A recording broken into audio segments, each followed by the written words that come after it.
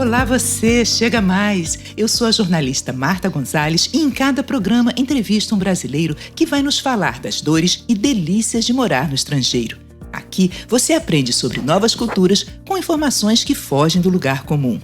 Hoje vamos para Munique, na Alemanha. Vem comigo viajar na história de nosso entrevistado.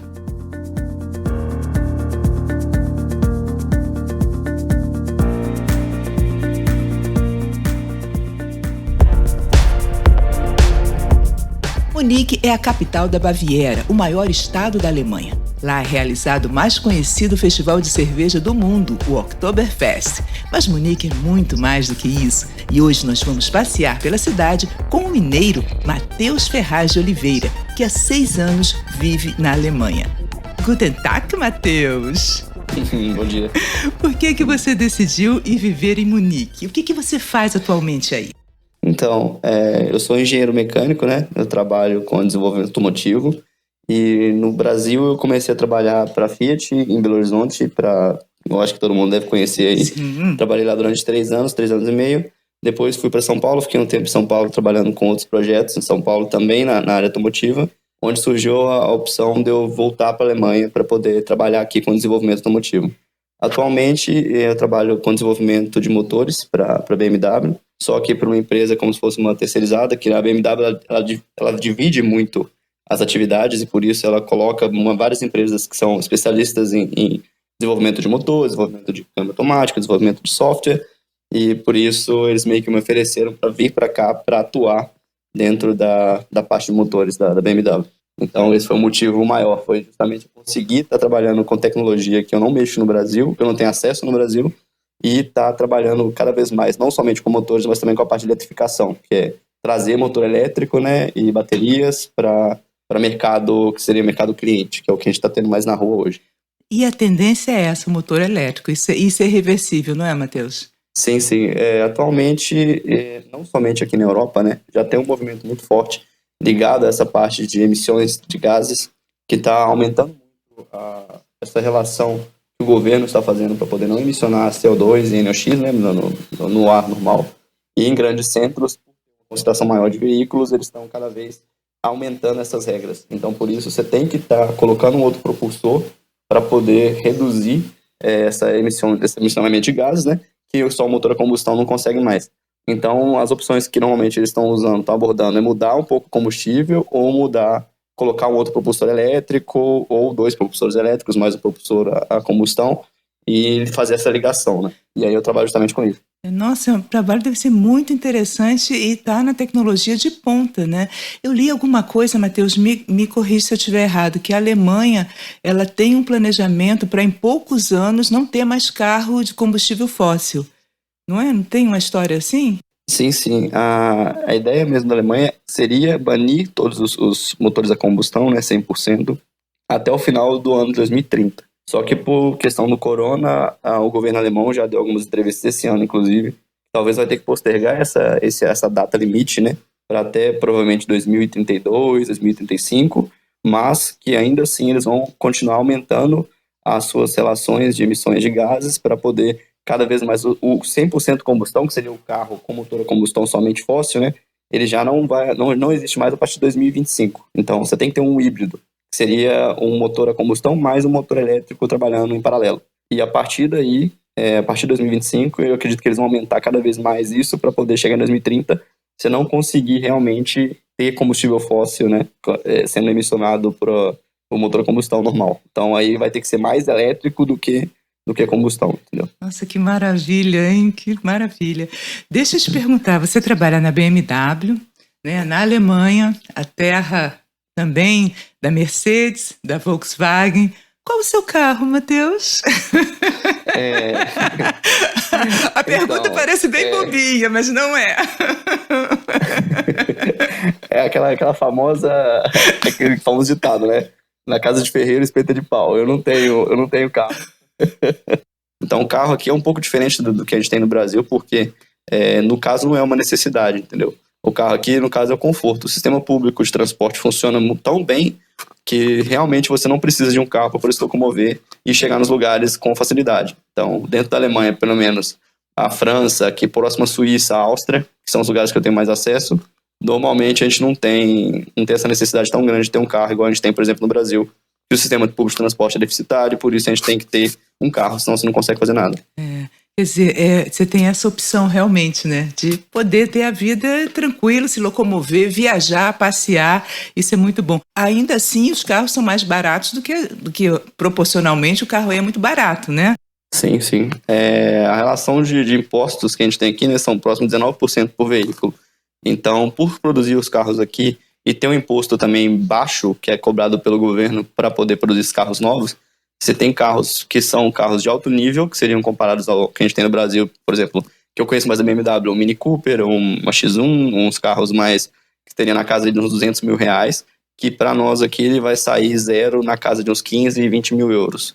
Então você consegue pegar carros pequenos, com motor pequeno também, tipo um Mini Cooper, igual eu sei de exemplo, que aqui zero, ele tá saindo na casa aí de uns 19, 22, dependendo do modelo, né, lógico.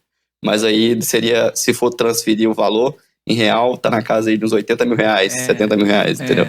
É muita diferença. Que é justamente o que a gente tem diferente. E aí, por exemplo, você pega um carro usado, tu vai pagar mais de imposto, porque vai emisionar mais, né? Mas, querendo ou não, ainda assim é um valor de custo muito baixo. Então, por exemplo, tem carros de 3 a 4 anos de uso aqui, que eu consigo ver, alguns amigos meus têm, que, por exemplo, Audi, TT, carro tipo BMW Z4, que são carros absurdamente caros no Brasil, coisa de 500 mil reais, que você coloca aqui na casa de uns, colocando aí, usado, 60 mil reais, se você for comparar. Matheus, me diz uma coisa, e o alemão não é uma língua fácil, né? Vocês todos aí se comunicam em inglês, ou, na fábrica, como é que funciona? Você fala alemão? Como é que foi seu preparo, sair de Minas com aquele sotaque delicioso para falar uma língua áspera como o alemão?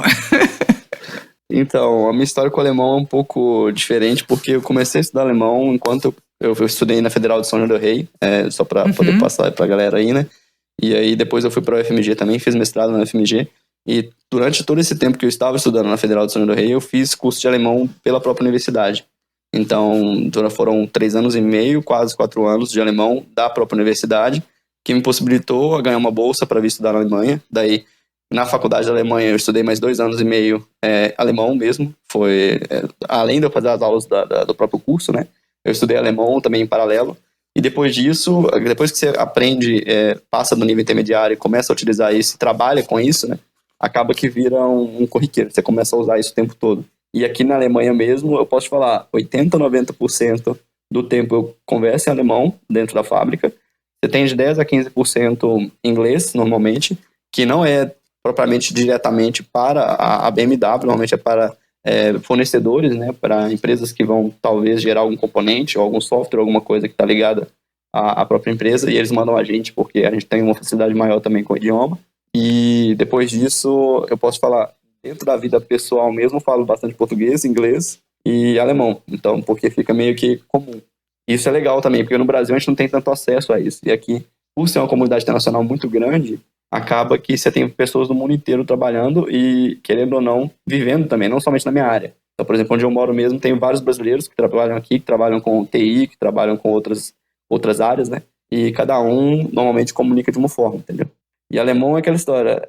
Alemão cara, é tempo. É estudar realmente, não desanimar com o idioma e criar essa afeição pelo contato. Matheus, tem algum estereótipo do alemão que a gente tem aqui? Um deles é que, por exemplo, é um povo muito pontual. Isso acho que se confirmou, que você foi para aí, você já vinha tendo contato com a língua alemã, né? E, obviamente, com a cultura, né? Que uma maneira de estar próxima à cultura é exatamente estudar o idioma. Teve algum estereótipo que se confirmou e teve algum que você falou, nossa, mas falam isso do alemão, mas não tem nada a ver? Cara, essa questão da pontualidade é bem comum, viu? Eu vou te ser sincero, é a maior verdade que você pode falar do alemão. Lógico, eles conseguem entender o atraso, sim, só que isso é meio que uma forma que você está demonstrando para eles que você não está se preocupando com o tempo dele. E isso para eles é meio que uma como é que fala, né? Culturalmente falando, é meio que um ataque à própria cultura. Só que isso às vezes estressa bastante, porque tem momentos que você vai ter alguma coisa que não vai sair como planejado, o que é comum, por exemplo, para quem trabalha com desenvolvimento, né? E aí eles não sabem como se comportar, porque como tem aquela coisa meio fechada da cabeça de estar sempre, né, daquilo ali, daquele jeito, daquela forma, quando você sai um pouco do comum, eles já ficam meio travados, eles não sabem como reagir, entendeu? Então isso chega a ser assustador também pra gente, porque a questão de trabalhar meio que no caos o tempo todo, a gente tem uma maleabilidade bem maior do que eles têm. Então a gente lida com isso e trabalha com isso de uma forma mais feliz e tranquila. E já eles, quando trabalham com muita pressão e as coisas não funcionam, aí começa a ter muita briga e muita... que é normal também, isso é uma coisa que eu tenho que falar. Eles são muito ríspidos e eles falam muito exatamente o problema. Então, por exemplo, se você fez alguma coisa errada, é comum o cara vir te chamar atenção. Então ele vai brigar literalmente com você, vai falar, cara, você fez errado, isso, não faça mais. Então isso é muito comum. Coisa que no Brasil a gente levaria meio que para pessoal, eles aqui é comum levar meio no profissional, entendeu? E isso também é um outro ponto que eu acho que eles têm muito, entendeu? Mas fora isso, o que eu posso falar assim, que me... Como é que eu posso falar, né? Que me deixou como um ponto positivo deles aqui, é justamente essa pontualidade também como lado bom, entendeu? Que eu sempre achei que isso talvez seria uma coisa ruim, mas quando você vê que realmente faz sentido e anda as coisas, acaba sendo muito positivo para todo mundo, entendeu? Não somente o lado negativo, né? Com certeza, com certeza. Tem muito mais de positivo do que de negativo, não tenho dúvida. E eles devem relaxar um pouco mais o quê? Na hora da cervejinha, na Oktoberfest. Você já foi ao Oktoberfest? Sim. Aqui é meio que culto, justamente por isso, né? Por eles trabalharem tanto e acharem que isso é meio que uma forma de mostrar o tanto que eles são capazes, né? Eles também têm o horário para poder fazer festa. Então, tipo assim, como é tudo pontual, eles definem uma data e um horário para poder fazer, para poder sair, para beber, para poder fazer um evento semanal, pelo menos com a galera do trabalho. Então, isso é muito comum, coisa que eu não via no Brasil. Todo final de semana ou todo dia de semana, dependendo da hora, eles já marcam um horário para a galera se encontrar, para comer algo junto, para poder almoçar junto, para poder fazer alguma coisa, justamente para poder quebrar essa questão do estresse que é gerado às vezes durante os atritos de trabalho, né? E eles levam isso para tentar talvez levar para o lado pessoal, né? Outra coisa também, eles não têm uma questão de... eles dividem muito o pessoal do profissional. Então, por exemplo, você tem colegas de trabalho, você tem colegas de vida. Então, eles normalmente não vão apresentar um amigo deles de vida para uma pessoa que é, por exemplo, que trabalha com eles, entendeu? Eles não misturam. Então, coisa que a gente faz, por exemplo, é comum no Brasil, né? Isso. Aqui eles não fazem isso nunca. E eu já, igual você perguntou, eu já fui no Oktoberfest. O Oktoberfest é uma das maiores festas do mundo, né? É a maior festa da cerveja que existe no mundo. E realmente é um lugar, hoje é internacional, é um evento. Então você tem várias pessoas do mundo inteiro vindo para cá. É absurdo o tanto que isso gera economia aqui dentro da cidade de Munique. Então você tem meio que, normalmente ela acontece entre o final de setembro e o meio de outubro. Então não é um dia de Oktoberfest, são 3 semanas a 4 semanas de Oktoberfest. Ela começa em setembro e termina em outubro, por isso que o Oktoberfest, não é isso? Sim, exatamente.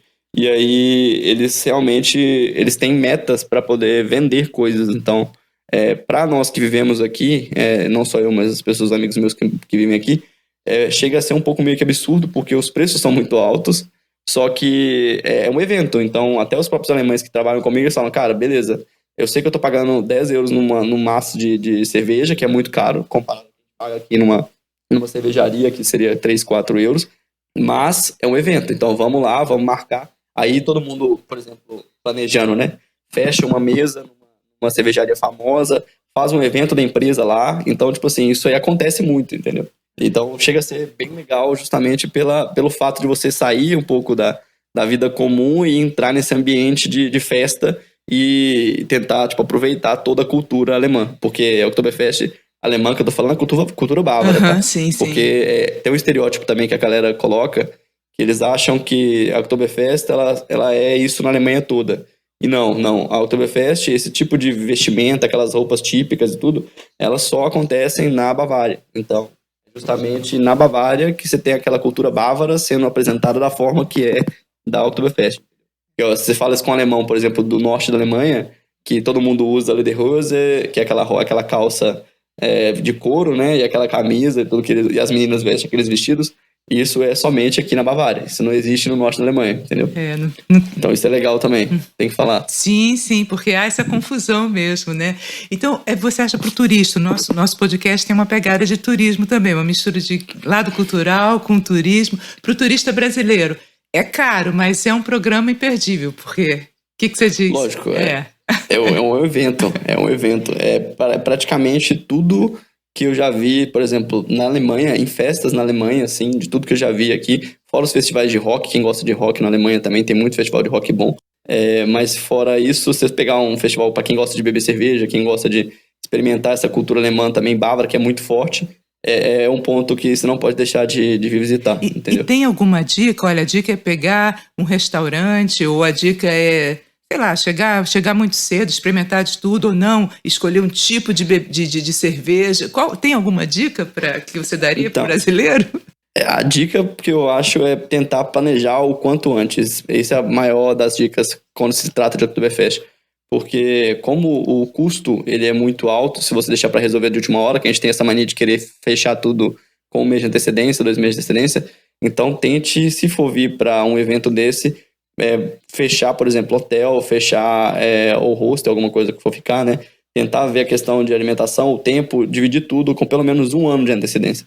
Eu sei que parece ser meio absurdo falar isso, mas os próprios alemães, eles compram isso, porque aqui abre as vendas, né, das mesas das próprias cervejarias com aproximadamente 11 meses antes da Oktoberfest. E isso daí normalmente lota em 1 mês de venda. Então, se você quiser realmente pagar barato para poder conseguir ter acesso, né, sem ter dor de cabeça para poder entrar nas tendas, sem ter nada para poder entrar, porque é tão cheio que você tem que realmente ficar esperando para poder conseguir entrar, acaba que se planejar com o tempo, né, com 11 meses, 10 meses de antecedência, você consegue isso num preço bom e que não vai te dar dor de cabeça quando você chegar, entendeu?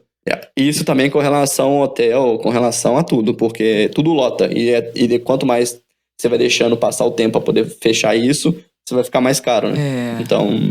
essa dica é uma dica até muito boa e é uma dica até geral. A gente fazendo com antecedência as coisas, em geral, a gente consegue um preço bom.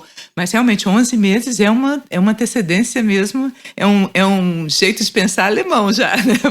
Mas é o ideal, né? O ideal é realmente se programar com bastante antecedência. Matheus, tem alguma outra curiosidade aí sobre o país que você pode nos contar? Sobre a Alemanha, ou então sobre Munique mesmo, sobre a Bavária?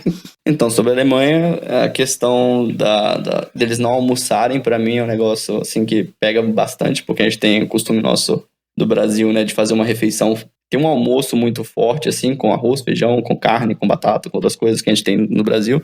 Então, na Alemanha, eles não têm esse costume de almoçar igual a gente almoça, então eles fazem normalmente um café muito forte, tem um lanche da tarde, que seria uma coisa, tipo assim, um sanduíche, alguma coisa mais leve, e depois, à noite, eles fazem um Abendessen, que seria, tipo assim, uma janta, que aí você vai ter realmente comida quente, vai ter alguma coisa que vai te encher. Isso, pra mim, foi uma situação no começo também que me pegava bastante, porque a gente sai de Minas, né, que você come o tempo todo.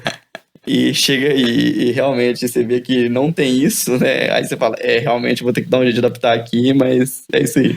Mas eu acho também isso é também ligado um pouco à produtividade, porque, segundo eles, se você faz uma refeição muito pesada, né, na hora do almoço, isso te atrapalha durante o dia com relação ao tanto que você pode render. Então, eu já questionei isso a alguns alemães amigos meus e eles falaram realmente isso. Tipo, eles falaram, cara, se eu como um schnitzel, alguma coisa na hora do almoço, um negócio que vai me dá uma apertada assim que vai realmente me encher, eu vou ficar praticamente meia hora, 1 hora meio bodando assim mesmo, tomando café, e às vezes se eu como só um lanche, alguma coisinha, eu consigo render bem o tempo todo, e depois eu saio mais cedo e vou chegar em casa, vou jantar por volta de 5, 6 horas da tarde, e fica tudo tranquilo, entendeu? Então isso foi bem legal, assim. Imagina, comer uma feijoada e depois de trabalhar é complicado mesmo, né? A gente sente isso aqui.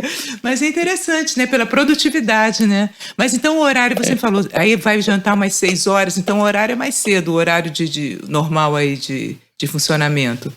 Sim. Eles têm, normalmente, tentam começar a atividade de trabalho mais cedo, por volta de 7 horas, e tentam terminar a rotina de trabalho por volta de 3 horas da tarde. Então isso é um negócio que assusta também um pouco, né? E tem outra coisa, como eles têm esse lanche da tarde, então você não tem um horário fixo de almoço. Então você define mais ou menos quanto tempo, e ao invés de ser igual no Brasil, que eu tinha 1 hora para poder almoçar, Aqui, normalmente, eles colocam meia hora, dependendo da situação. Às vezes nem coloca o tempo de almoço, que o cara ele vai fazendo outras coisas e vai comendo ao mesmo tempo, só pra correr o tempo e gastar o tempo seria o tempo de trabalho, né? Durante esse tempo de lanche. Então, isso é... Outra coisa também que me chamou bastante atenção é a questão de esportes, né? Que o alemão é um povo muito ativo, coisa que a gente não está acostumado no Brasil. São várias pessoas, isso é cultural, tá? Pessoas bem mais velhas, eles têm um costume de se unir para poder fazer alguma atividade física no final de semana. Tem vários amigos meus alemães que eles vão combinar, por exemplo, de passar o final de semana na casa dos pais, e aí você vê, por exemplo, os pais, os avós, todo mundo fazendo subida de montanha. O cara vai fazer 20 quilômetros no dia, vai acordar às 5 horas da manhã, vai subir uma montanha para poder fazer uma atividade física. Aí tem todo um ritual que ele chega no topo da montanha, daí toma uma cerveja lá em cima, que normalmente tem restaurante lá perto, come alguma coisa típica, depois desce, vai no lago, nada, e depois vai embora para casa. Então, tipo assim, essa questão de esporte deles é muito forte. Eles andam muito de bicicleta, tem uma questão de estar sempre em atividade, que me assustou bastante, assim, comparado ao que a gente tem no Brasil, por exemplo. Porque aqui a gente tem até uma imagem, assim, de que faz muita atividade, né? Principalmente nas cidades litorâneas, de que as pessoas se mexem muito, mas pelo que você está me contando, aí é mais arraigado ainda, né? Você marca um final de semana para dar uma trilha, subir uma montanha 20 quilômetros, é puxadinho, né? E o ponto, às vezes, é o que eu vejo muito a questão de idade, entendeu? Porque aqui, independente da condição, por exemplo, no Brasil, assim, a gente tem por exemplo, se está num clima legal, entre 15 e 30 graus, beleza. Aqui você vai estar igual atualmente, né? Tá fazendo 2 graus lá fora, então tá chovendo, e se eu sair para poder correr agora, por exemplo, provavelmente eu vou encontrar várias pessoas aqui que vão estar fazendo atividade física nesse clima dessa forma. Você vai fazer, por exemplo, -5, -8, é um clima completamente desanimador, posso falar assim, e aí você vai ver várias pessoas agindo como se nada estivesse acontecendo e fazendo as coisas normais, entendeu? Então isso também é um negócio bem interessante, assim, do lado deles. Matheus, você já está há 6 anos aí e a gente sente que você está bem adaptado, né, à cultura, ao modus vivendi da Alemanha. O que você sente falta? O que você sente mais falta do Brasil? A questão de família, né? Lógico, família, ainda mais de Minas. A gente é muito, muito próximo, assim, então acaba que a gente tem uma coisa no Brasil aí que realmente você faz amizades também muito fácil. Não é uma amizade, assim, que ela vai ser uma coisa mais, como é que eu posso explicar? Mais fundo, mas querendo ou não, você tem a liberdade de chegar e conversar e conhecer várias pessoas, o que aqui não acontece. Então isso daí você realmente sente um pouco de falta, porque o fato de você ter acesso, né, e conseguir encontrar várias pessoas e conversar com várias pessoas e todas as pessoas te tratarem bem, independente de você conhecer ou não elas, né, essa questão de educação também, aqui ela fica um pouco de lado, entendeu? Porque aqui é o seguinte, aqui como eles têm essa cultura mais fechada, quando você vai chegar em um ambiente, a pessoa não te conhece, se ela pode estar num grupo de amigos seus, ela não vai conversar com você por mais que ela seja amigo do seu amigo. Então, simplesmente ela vai falar, cara, eu não te conheço, eu não tenho interesse de conhecer, e por isso vai ficar por isso mesmo e pronto, entendeu? Então, isso assusta um pouco e realmente eu sinto bastante falta disso no Brasil. E você tá sozinho aí? Como é que tá? Tá namorando? Não, eu tô sozinho aqui, e eu, normalmente, igual eu falei, eu tenho muitos amigos aqui na Alemanha, né? Onde eu moro mesmo, eu não moro sozinho, eu resido com outras 3 pessoas aqui, que é para dividir o apartamento realmente para conseguir ficar num ambiente legal, assim. Aí moramos um outro brasileiro amigo meu que morava comigo, inclusive, que ele é de Minas também, então justamente ele sofre os mesmos males que eu. E uma outra brasileira e uma menina do Equador. Então a gente vive aqui numa comunidade e acaba que tem vários amigos também onde eu moro. Uhum. E por isso que a gente meio que fica, não fechado, mas a gente meio que se aproxima mais também de pessoas que têm mais ou menos a mesma cultura que a gente, entendeu? Lógico, eu tenho amigos alemães, mas justamente por não ter que ficar me estressando ou brigando ou passando raiva no final de semana, marcando horário pra tudo, a gente tenta meio que fazer uma mistura disso aí, entendeu? Matheus, é isso mesmo, a gente vai se adaptando, né? A gente vai se adaptando. O que é um comportamento comum do brasileiro que o alemão acha estranho? Eu digo assim, o turista vai para aí, de repente, sei lá, sai falando alto, alguma coisa. O que é um comportamento do brasileiro que o alemão olha meio de soslaio, como se dizia antigamente? A questão do barulho mesmo, igual você mesmo falou, a gente expressa muito as coisas, né? A gente ri alto, a gente fala alto, a gente conversa. A gente, quando tá em grupo, você dá pra ver realmente que somos brasileiros, somos latino-americanos, né? Não só brasileiro, chileno, argentino, a galera do Equador também, eles têm bem uma cultura bem próxima da nossa. Então, você consegue perceber isso dessa forma. E o alemão, ele, como é mais reservado, ele acha isso meio ruim naquela situação. Outra coisa também que eu vejo que a gente é muito higiênico, isso é um ponto muito importante, né? A gente escova o dente muitas vezes, a gente toma muito banho. Então, isso você vê vários alemães reclamando porque eles não entendem, justamente porque eles não têm essa cultura, entendeu? E acaba que, para nós também, como a gente não entende a questão de ser sujo dos caras, eles acham que a gente é muito limpo ou que a gente faz muito. Por exemplo, escovar dente na hora do almoço, depois de almoçar. Para eles é o cúmulo. Eles olham, já me perguntaram várias vezes no trabalho. Fala, cara, você escova o dente quantas vezes no dia? Porque eu já vejo você escova o dente depois do almoço, eu vejo você escovando o dente às vezes depois de comer alguma coisa à tarde, ou depois do lanche, né? Uhum. E aí, tipo, por quê, né? Não tem por que você fazer isso. O meu dentista manda eu escovar dente 2 vezes ao dia. Aí eu falo, cara, é limpeza, é costume, eu não tenho como, entendeu? E banho também, eles não tomam banho todo dia. Então, é sério isso, não é uma questão de, mas é todo mundo, cara, vou ser sincero, entre 80% e 90% dos alemães, no inverno, não tomam banho todo dia. É fato. Mas eles se exercitam muito, né? Eles fazem ginástica todo dia. Sim, e aí eu já vi isso acontecer. Eles se exercitam, chegam, dormem e, como só tivesse acontecido, no outro dia tomam banho e pronto. E aí eles têm um costume que é aquele banho tcheco que eles falam, né? Que é tipo, eles têm um paninho que eles meio que passam na região genital, debaixo do braço, perto da orelha e tudo, e fica por isso mesmo, entendeu? Então a necessidade do banho mesmo, igual o banho que a gente toma ducha e tudo, eles não têm esse costume. Nossa, pra gente é difícil, né? Nossa, o problema é no verão. No verão, nossa, no verão eu tomo não sei quantos banhos eu puder tomar no verão, eu tomo. É cultural. Matheus, hoje em dia as mulheres jogam e entendem muito de futebol, curtem carro, enfim, e bebem também, muitas até bebem mais que os homens, mas a Bavária, né, a Alemanha, vamos falar até de Munique, que é onde você está, tem o Bayern de Munique, futebol, tem os carros, né, tem a BMW, inclusive tem o museu da BMW aí, né, e a cerveja aí é realmente uma tradição, quer dizer, é um paraíso para os homens em geral, né? 3 programas imperdíveis, não? Futebol, cerveja e carro. Eu posso falar, muito tradicionalmente, né? São 3 paixões masculinas. Realmente chega até a assustar um pouco essa questão de cultura deles, né? A Bavária, ela tem vários problemas realmente na Bavária, justamente por questão de machismo e tudo. Que aqui ainda existe isso ainda, parece que não, mas é um país desenvolvido. É mais difícil as mulheres alcançarem os postos de trabalho também. Sim, mesma coisa. Pelo menos nas empresas super tradicionais, né? Uhum. Então, eu já vi várias empresas, por exemplo, startups e empresas também que trabalham com tecnologia, que hoje em dia, graças a Deus, isso está melhorando bastante.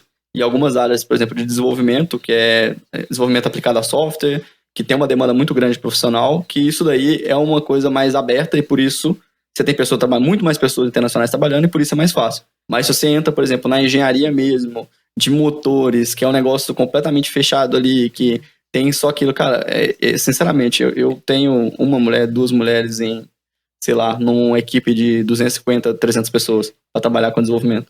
Então você percebe isso até pelo número de pessoas, entendeu? Matheus, um programa legal fora do circuito turístico que você recomenda? Legal fora do circuito turístico. Em Munique em si, por exemplo, quem gosta de natureza, vou falar do que eu conheço de natureza aqui na região, tá? Que a galera não costuma visitar muito, assim. Próximo a nós aqui tem os Alpes, que são famosos, né? Que é saindo para Áustria, para Innsbruck e tudo.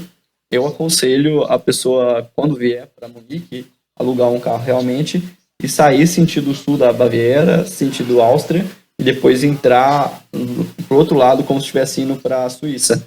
Que aí você vai pegar toda a região de Alpenstrasse, que seria tipo todos os Alpes, você passa do lado das montanhas, atravessa vários lagos, e aí realmente pegar 2, 3, 4 dias e fazer isso, entendeu? Tipo assim, definir pontos em cidades pequenas, próximas aos Alpes, que são mais baratas também para poder ficar e tudo, que não tem tanto turismo, e aí você consegue realmente ver e viver realmente a Bavária e a Alemanha, né, Suíça, que normalmente a galera faz isso na Suíça e é absurdamente caro, entendeu? Uhum. E você consegue fazer isso realmente aqui a 30, 40 minutos de Munique. E é uma coisa que eu já vi várias pessoas falando, cara, realmente, eu mesmo já fiz isso, já fui para a Suíça em alguns pontos nos Alpes suíços, já fui para a Áustria, também nos Alpes austríacos, perto da Itália, os Dolomites e tudo.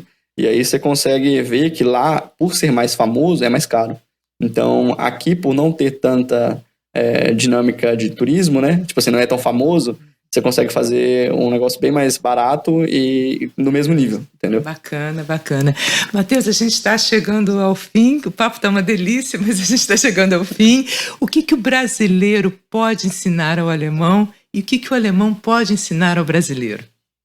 A questão igual eu falei um pouco mais cedo, né? Para mim, essa questão de maleabilidade mesmo é lidar com vários problemas ao mesmo tempo sem estressar tanto com os problemas, que é se lidar, abrir um pouco a cabeça, sair um pouco da caixa. Isso daí o brasileiro tem que ensinar para o alemão, e até porque eu acho que os brasileiros que vêm para cá e começam a trabalhar aqui têm, às vezes, várias oportunidades por isso, até melhores até do que os alemães. Você vê vários brasileiros em posições e crescendo muito aqui na Alemanha justamente por isso. E o alemão tem que ensinar com o brasileiro justamente a questão da pontualidade e essa...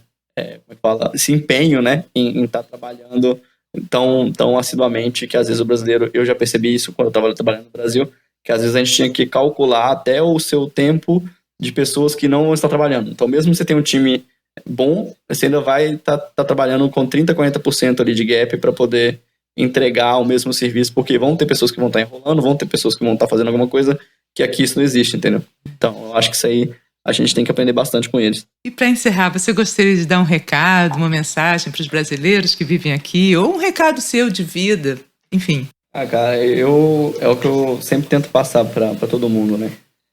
Independente de onde você vem, independente de como você vem e tudo, a gente não é pior do que ninguém, nem melhor do que ninguém, porque eu escuto várias vezes, vários amigos meus perguntando, pô, mas você saiu de São João del Rei, que é uma faculdade no interior de Minas, para poder fazer e correr atrás e aprender isso e aquilo, e realmente tentar entender quais são as necessidades que você precisa para poder alcançar um lugar desse, né?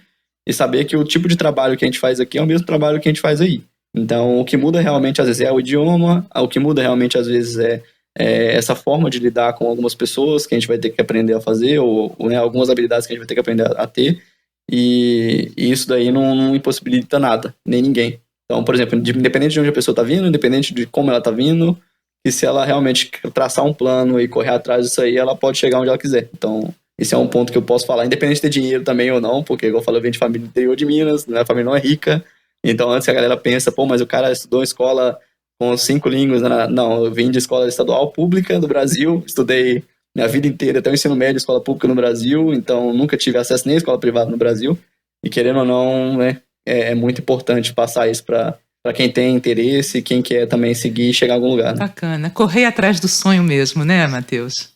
É lógico, então você traçando realmente o plano e sabendo o que você precisa para poder chegar lá, né? E dedicando, lógico, não vai ser fácil, não vai ser um negócio que você vai aprender de uma hora para outra, não vai ser um negócio que vai, por exemplo, em pouco tempo te dar um resultado, mas é cadenciando e fazendo que você consegue chegar até melhor, às vezes, do que a gente espera, né? Que bom, bacana. Obrigada pela entrevista.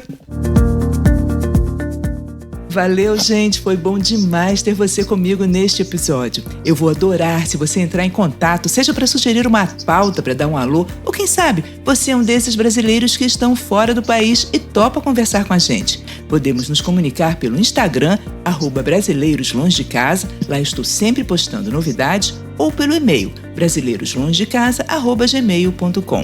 Eu espero você no próximo episódio. Tchau! Auf Wiedersehen! Auf Wiedersehen!